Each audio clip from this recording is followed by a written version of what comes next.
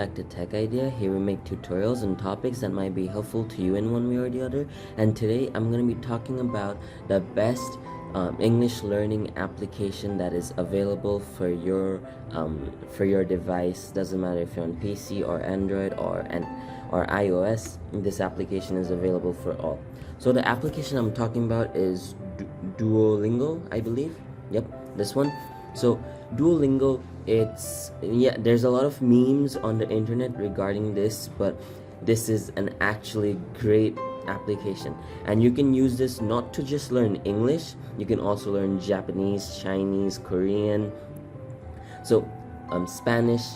There's a lot of languages you can learn from this application. So that's about it. So I hope you found this video helpful. If you did, please drop a like, and if you want to see more videos like this in the future, don't forget to hit that subscribe button as well as that notification bell. Thank you so much for watching. Bye bye.